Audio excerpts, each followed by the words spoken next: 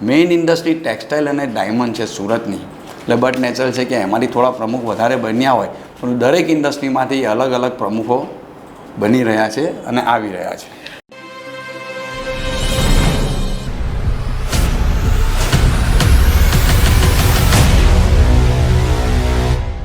નમસ્કાર દર્શક મિત્રો, સુરત શહેરની એક એવી સંસ્થા છે કે જે દેશમાં પ્રતિષ્ઠિત સંસ્થા તરીકે કહેવાય છે અને સમૃદ્ધ સંસ્થા કહેવાય છે.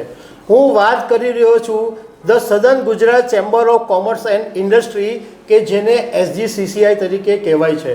આ મહાજનોની એક એવી સંસ્થા છે કે જે ઉદ્યોગોના પ્રશ્નો માટે કામ કરે છે, રાજ્ય સરકાર કેન્દ્ર સરકારમાં રજૂઆતો કરે છે અને ઇન્ડસ્ટ્રીના પ્રોત્સાહન માટે જાત જાતના સેમિનાર કરે છે.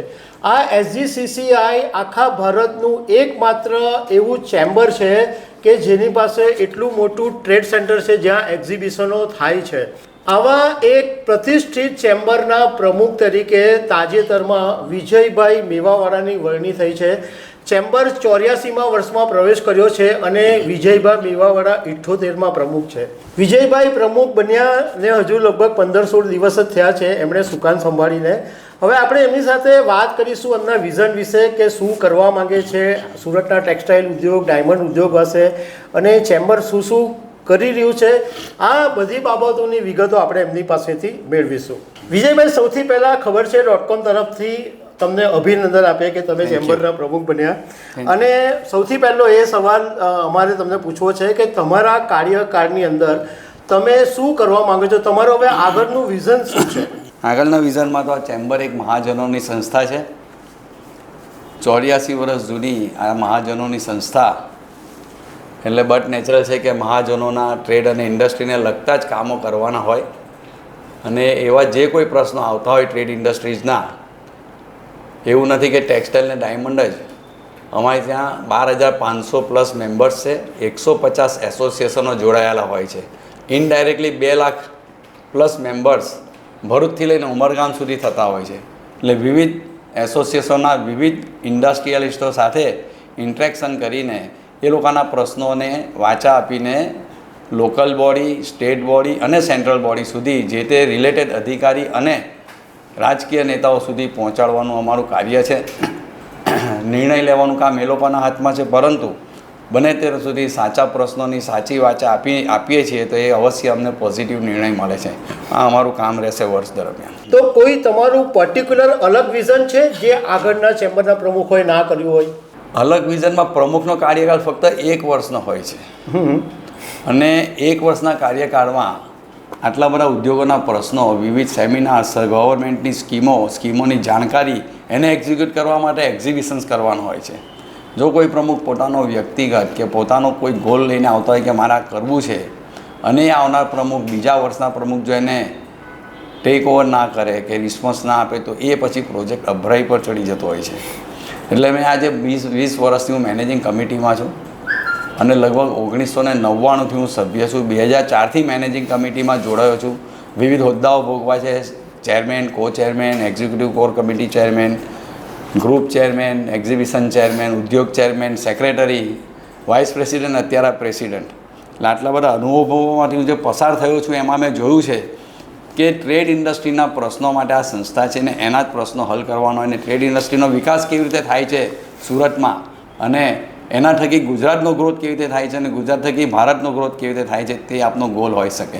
બાકી પર્ટિક્યુલર એવો કોઈ ગોલ અમારો છે નહીં. ટ્રેડ ઇન્ડસ્ટ્રીનું કામ કરવાનું, જે કામો છે તેને આગળ ધપાવવાનું અમારું કાર્ય રહેશે. વિજયભાઈ, તમે પોતે ટેક્સટાઇલ ઉદ્યોગ સાથે સંકળાયેલા છો, તો અત્યારે ટેક્સટાઇલ ઉદ્યોગની કઈ સમસ્યા છે અને અત્યારે ટેક્સટાઇલ ઉદ્યોગમાં મંદીનો માહોલ છે કે તેજીનો માહોલ છે? અત્યારે હાલ પૂરતો થોડો મંદીનો માહોલ છે, મગરનો ટેક્સટાઇલ ઉદ્યોગ એ સિઝન પ્રમાણે ચાલતો ઉદ્યોગ છે. દિવાળી આવતી હોય તેના 2-3 મહિના અગાઉ તેજી ચાલતી હોય. દુર્ગા પૂજા આવતી હોય સપ્ટેમ્બરમાં તો ઓગસ્ટ સપ્ટેમ્બરની તેજી ચાલતી હોય. પરંતુ અમુક જગ્યાએ માહોલ એવો હોઈ શકે કે થોડીક મંદી છે, રિસેશન છે, પૈસાની તંગી છે અને જે અત્યારે ટેક્સટાઇલ પોલિસી આપણી ડિક્લેર થવાની છે એની પણ લોકો રાહ જોઈને બેઠા છે. ગુજરાતની ટેક્સટાઇલ પોલિસી ડિક્લેર થાય એટલે અવશ્ય એમાં ઇન્વેસ્ટમેન્ટો આવશે અને ટેક્સટાઇલ ચડ ઉતર થયા કરે છે અને ટેક્સટાઇલ ઉદ્યોગ હવે અત્યારે હાલ પૂરતું એવું નથી, ફક્ત ગુજરાતમાં જ છે. ઓરિસ્સામાં જાય છે, ઈરોડમાં જાય છે, મહારાષ્ટ્રમાં નવાપુરમાં જાય છે. એટલે થોડાક કારીગરોની અછતો પણ એ બાજુ વર્તે, કારણ કે પરપ્રાંતથી જે અહીંયા માઇગ્રેટ થયેલા કારીગરો છે તે પોતાના પ્રાંતમાં જો મશીનરી નંખારી હોય તો આ વધારે કામ કરવાનું પ્રિફર કરતા હોય, એટલે એને લઈને થોડુંક પ્રોડક્શનની પણ અસર છે. અને તે બાજુ પ્રોડક્શન ચાલુ થવાના લઈને એ એરિયાના માલો એ એરિયામાં વેચાતા થયા છે. એટલે થોડી અસર છે, પણ એ ટેમ્પરરી છે, કારણ કે સુરત આજે ટેકનોલોજી વાઇઝ ઘણું આગળ છે અને ટેકનોલોજીની સાથે જે ચાલે છે તેને મંડી નડતી જ નથી. વિજયભાઈ, એક સવાલ ઘણા બધા લોકોને એવો મનમાં થતો હોય છે કે આ જે ચેમ્બર છે એ બહુ જ સારું કામ કરે છે, એમાં શંકાને કોઈ સ્થાન જ નથી, પરંતુ મોટે ભાગના જે પ્રમુખો આવે છે એ મૂળ સુરતી અને ટેક્સટાઇલ ઉદ્યોગ સાથે સંકળાયેલા હોય છે. તો ચેમ્બર ટેક્સટાઇલ ઉદ્યોગને વધારે પ્રાયોરિટી આપે છે, જ્યારે સુરતનો એક મોટો બિઝનેસ ડાયમંડ છે એને ઓછી પ્રાયોરિટી આપે છે એવું કહેવામાં આવે છે. તો એ બાબતમાં આપનું શું કહેવું છે? એવું મારા ધ્યાન પ્રમાણે એવું થતું નથી. ડાયમંડ ઇન્ડસ્ટ્રીમાંથી પણ અગાઉ ઘણા પ્રમુખો આવી ગયા. દાખલા કે પ્રવીણભાઈ નાણાવતી ડાયમંડ એસોસિએશનના પ્રમુખ રહી ચૂક્યા છે. રોહિતભાઈ મહેતા ડાયમંડ એસોસિએશનના પ્રમુખ રહી ચૂક્યા છે. દિનેશભાઈ નાવડિયા હીરાબુર્સમાં ડાયમંડ એસોસિએશનના પ્રમુખ રહી ચૂક્યા છે. રમેશભાઈ વઘાસિયા જે ટેક્સટાઇલ ડાયમંડ કસ્ટમરથી સર્વિસ સેક્ટરમાંથી આવે છે, એવા ઘણા પ્રમુખો PM શાહ છે કે હેતલભાઈ મહેતા એ એન્જિનિયરિંગ સેક્ટરમાંથી આવે છે. તો દરેક સેક્ટરના પ્રમુખો અહીં બની ચૂક્યા છે. પરંતુ મેઇન ઇન્ડસ્ટ્રી ટેક્સટાઇલ અને ડાયમંડ છે સુરતની, એટલે બટ નેચરલ છે કે એમાંથી થોડા પ્રમુખ વધારે બન્યા હોય, પણ દરેક ઇન્ડસ્ટ્રીમાંથી અલગ અલગ પ્રમુખો બની રહ્યા છે અને આવી રહ્યા છે.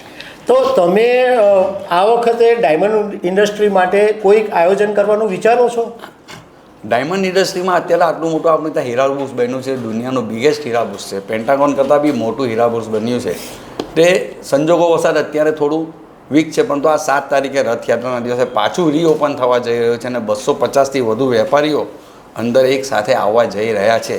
માટે અને આ બાજુ હું ટેક્સટાઇલમાં પણ કહું તો PM મિત્રા પાર્ક, આપણા 7 PM મિત્રા પાર્ક ડિક્લેર થયા, તેમાં સુરત નંબર 1માં અને ફાસ્ટેસ્ટ ગ્રોઈંગ સિટીમાં છે. અને સરકારની પણ એવી ઈચ્છા છે કે સુરતનું PM મિત્રા પાર્ક સૌથી પહેલું ચાલુ થાય. એની સાથે સાથે જો ડાયમંડ બુર્સ બી પાછું 7 તારીખથી એકદમ રન કરતું થશે ને, તો એક સુરત માટે ગેમ ચેન્જર સાબિત થશે અને ડાયમંડ ઉદ્યોગનો બી એટલો જ વિકાસ થશે. વિજયભાઈ, તમે હમણાં જે વાત કરી કે પ્રમુખનો 1 વર્ષનો હોય તો ઘણા કામો એવા હોય કે જે અધૂરા રહી જાય, તો કોઈક એવું સોલ્યુશન આવી શકે? તમે એવું વિચારો છો કે આ જે 1 વર્ષ ઓછો પડે છે તો કંઈક એનું નિરાકરણ આવવું જોઈએ તો પ્રમુખ એનું રિઝલ્ટ આપી શકે? સાહેબ, એમાં એવું છે કે 1 વર્ષ માટે 365 દિવસમાં અમે 300+ પ્રોગ્રામો કરતા હોઈએ છીએ, 12 થી 15 એક્ઝિબિશન્સ કરતા હોઈએ છીએ. અને પ્રમુખમાં ઉપપ્રમુખની જવાબદારી પ્રમુખની સાથે હોય છે. એટલે આમ અમારે 3 વર્ષ આપવાનો હોય છે, ઉપપ્રમુખ અને IPP, આમ 3 વર્ષ અમારા માટે હોય છે. પરંતુ અમારા હાથમાં સત્તા પ્રમુખ પદ માટે વધારે પડતી હોય છે. અને એ 1 વર્ષ માટે જે બંધારણમાં નક્કી થયું છે, આપણા ઉપરાંત બીજી ચેમ્બરોમાં પણ 1 જ વર્ષ હોય છે. અને 1 વર્ષ બંધારણ માટે નક્કી જ થયું છે, માટે 1 વર્ષ જ અત્યારે તો યોગ્ય છે. અને 1 વર્ષમાં જ અમે બધું પૂરું કામ થઈ રહી છે અમારું. વિજયભાઈ, આપણે ચેમ્બર માટે એવું કહેવાતું હતું કે ઉપપ્રમુખની પસંદગી હોય, ચેમ્બરની પ્રમુખ માટે મોટે ભાગે ચૂંટણીની જરૂર નથી પડતી, પરંતુ ઉપપ્રમુખ પહેલાં તો પસંદગીથી જ થતા હતા. પરંતુ હમણાં છેલ્લા કેટલાક વખતથી એવું જોવા મળે છે કે ઉપપ્રમુખ પદની માટે પણ ચૂંટણી કરવી પડે છે. તો આવી સ્થિતિ સર્જાવા પાછળનું શું કારણ છે? લોકશાહી દેશ છે અને ચૂંટણીની પ્રથા લોકશાહી દેશમાં સર્વગ્રાહ્ય છે. એક ટ્રાન્સપરન્સી આવતી હોય છે ચૂંટણીમાં, અને દરેક જણ મેમ્બર્સને એની એલિજિબિલિટી પર ઇલેક્શનમાં ઊભો રહેવાનો હક છે. એણે ભૂતકાળમાં શું કાર્ય કર્યું છે, ચેમ્બરમાં કયા હોદ્દા પર રહ્યા છે, શું અનુભવ છે, એના આધારે ચૂંટણી લડતા હોય છે અને એના આધારે ચૂંટણી જીતતા હોય છે. આમાં કોઈ પક્ષવાદ કે જાતિવાદ આવતો નથી. દરેક જ્ઞાતિના લોકો અહીં પ્રમુખ બની ચૂક્યા છે, દરેક ફેક્ટરના લોકો અહીં બની ચૂક્યા છે. પણ એણે શું કોન્ટ્રીબ્યુશન આપ્યું છે એ ઉમેદવારે એના પર ડિપેન્ડ થતું હોય છે ને, એ જોઈને લોકો એની સાથે રહેતા હોય છે. વિજયભાઈ, ચેમ્બર ઉપર એક આરોપ એવો પણ લાગે છે કે મેનેજિંગ કમિટીના જે સભ્યો હોય એ પૂર્વ પ્રમુખોના સગાવાલા હોય છે. તો એક સગાવાદ પણ ચેમ્બરની અંદર પસરી રહ્યો છે એવું ઘણા બધા લોકો કહે છે. તો આવું છે ખરું? આવું મારી જાણમાં તો કોઈ છે નહીં. આજે હું છું, મારું કોઈ સગાવાલું અંદર નથી. ને ભૂતકાળમાં પણ એક બે વ્યક્તિ માનો જે પ્રમુખ બન્યા હોય ને એનો દીકરો કે એના ભાઈ કોઈ એક્ટિવ હોય ચેમ્બરમાં તો લેવું એ કંઈ અયોગ્ય નથી. બાકી એવું કંઈ સગાવાત ચાલે છે ને સગાવાત જ અંદર આવે છે એવું અમારી જાણમાં તો છે નહીં. આટલા વર્ષથી હું છું પણ એવું સગાવાત જેવું અમે જોયું નથી. સુરત આજે બધી જ રીતના દુનિયાભરમાં ફેમસ છે, ટેક્સટાઇલમાં, ડાયમંડમાં. તો એક સુરતને બ્રાન્ડ તરીકે વધારે ડેવલપ કરવા માટે કોઈ તમારી પાસે વિચારધારા અથવા કોઈ આયોજન છે કે તમે સુરતને વધારે વર્લ્ડમાં ફેમસ કરી શકાય? જો વર્લ્ડમાં ફેમસ થવું હોય તો બ્રાન્ડ તમારે બનાવવી જ પડતી હોય છે. બ્રાન્ડ બનશે તો જ તમારું બ્રાન્ડ સુરત કા બ્રાન્ડ ગુજરાત બનશે તો જ તમારે આગળ વર્લ્ડમાં કામ થશે ને એ ધીરે ધીરે થઈ રહ્યું છે. જે લોકો આજે ચાઇના અને બાંગ્લાદેશથી માલ લેતા હતા હવે સુરતને ગણતરીમાં લેવા માંડ્યા છે. કારણ કે આપણી ત્યાં ગાર્મેન્ટ ઇન્ડસ્ટ્રી થોડો ડાઉનફોલ છે. ગાર્મેન્ટ ઇન્ડસ્ટ્રી આપણું જ કપડું બાંગ્લાદેશ લઈ જ ને બાંગ્લાદેશ આજે નંબર 2 પર છે ગાર્મેન્ટના એક્સપોર્ટમાં. ધીરે ધીરે આપણી ત્યાં પણ ગાર્મેન્ટ મશીનરી આવવા માંડી છે. કારણ કે આપણી ત્યાં ગાર્મેન્ટને લગતી દરેક વસ્તુ અવેલેબલ છે. બટન, સોય, દોરો, ધાગા, કપડું દરેક વસ્તુ અવેલેબલ છે. પરંતુ તકલીફ છે થોડી લેબરની. હવે લેબર ધીરે ધીરે તૈયાર થઈ રહ્યું છે અને આજે કાલે જ અમારી એક મિટિંગ હતી તેમાં એક ગ્રુપે 1000 મશીન સાથે નાખ્યા છે, સ્ટિચિંગ મશીન.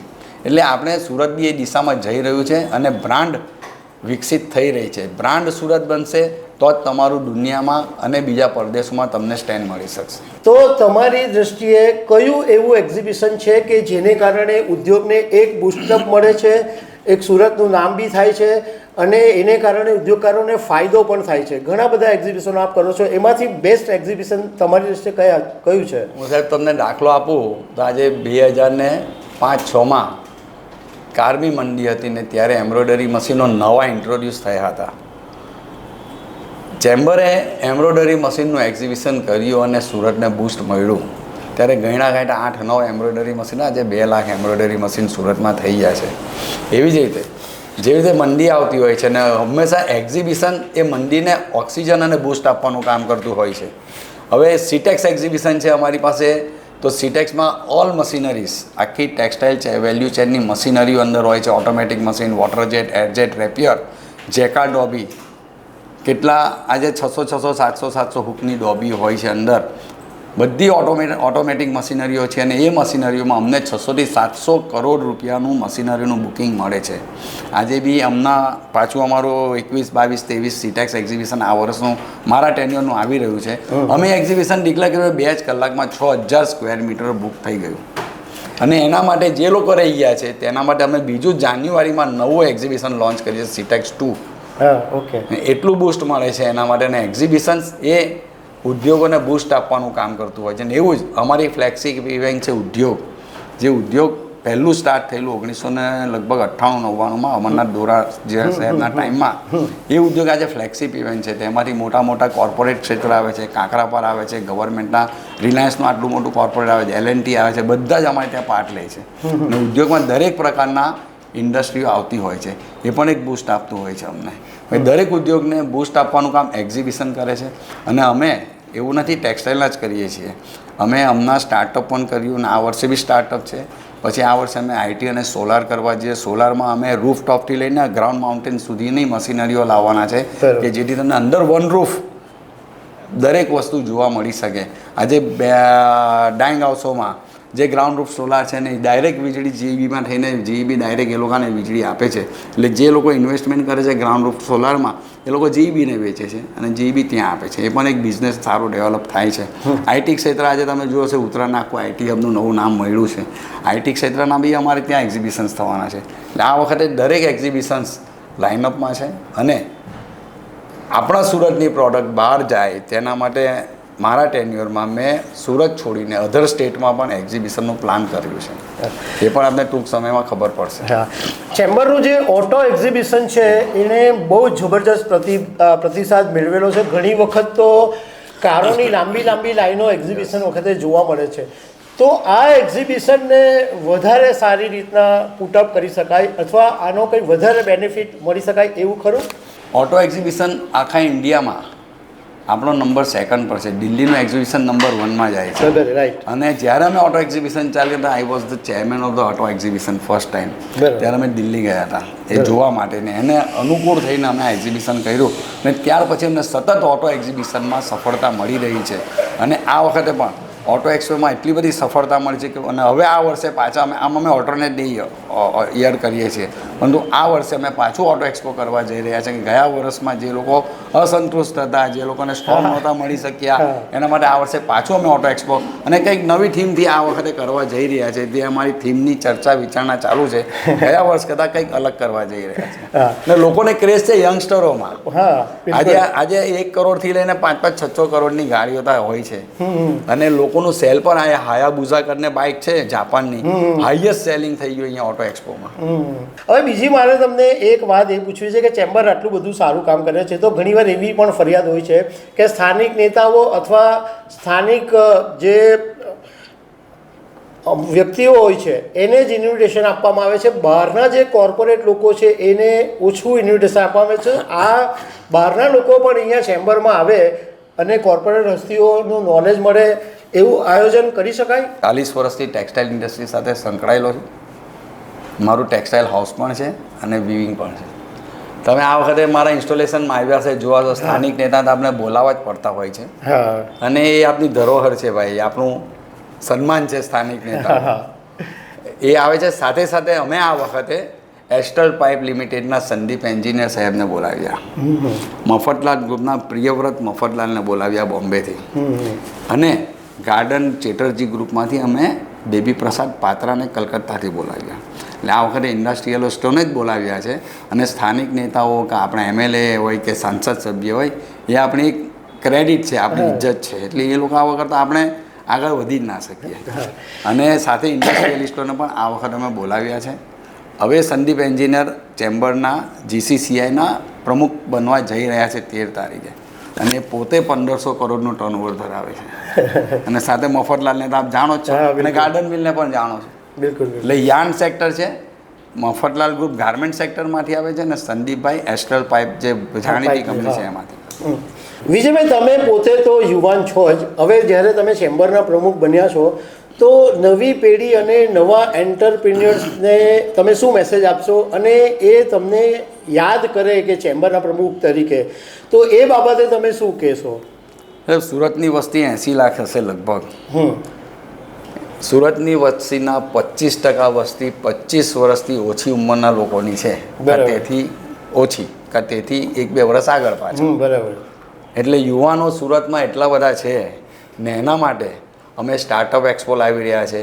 યુવાનો માટે એ લોકોની સાથે નવો જેનનેક્સ કરીને એક પ્રોગ્રામ છે, તે જેનનેક્સ પ્રોગ્રામ લાવી રહ્યા છે અને આખી યુવા ટીમ અમે ઊભી કરી રહ્યા છે અને એ લોકોના થોટ્સ અને વિચારો જાણીને એ લોકોના હિસાબે આજના યુગ પ્રમાણે શું છે તે પ્રમાણે અમે એ લોકોની સાથે વિચારણા કરીને આગળ વધી જ રહ્યા છીએ. તો દર્શક મિત્રો, આ હતા the southern Gujarat chamber of commerce and ઇન્ડસ્ટ્રીઝના પ્રમુખ વિજયભાઈ મેવાવાલા. તમને ચેમ્બર વિશે એ પણ જાણકારી આપી દઉં કે નાનપુરામાં સમૃદ્ધિ બિલ્ડિંગ હતું, પરંતુ ચેમ્બરે હવે વિકાસ કર્યો અને સરસાણામાં જે સૌથી મોટું ટ્રેડ સેન્ટર છે ત્યાં એક કોર્પોરેટ લેવલની ઓફિસ હોય એવી ચેમ્બરની ઓફિસ બની ગઈ છે અને સેમિનારોથી માંડીને ઘણા બધા કાર્યક્રમો પણ રેગ્યુલરલી થતા હોય છે. અને એક કોર્પોરેટ કંપનીના MD જેવી આ એક પોસ્ટ છે અને બહુ સારી રીતના બધા પ્રમુખો કામ કરે છે. આપણે વિજયભાઈ પાસેથી પણ એવી અપેક્ષા રાખીએ કે સુરતની ઇન્ડસ્ટ્રીઝ માટે એમનું જે આવનારું વર્ષ છે એ ઘણા બધા કામો કરે અને સુરતને એક ઊંચાઈએ પહોંચાડે. Vijaybhai, thank you very much. ખબર છે. Thank you very much. આભાર.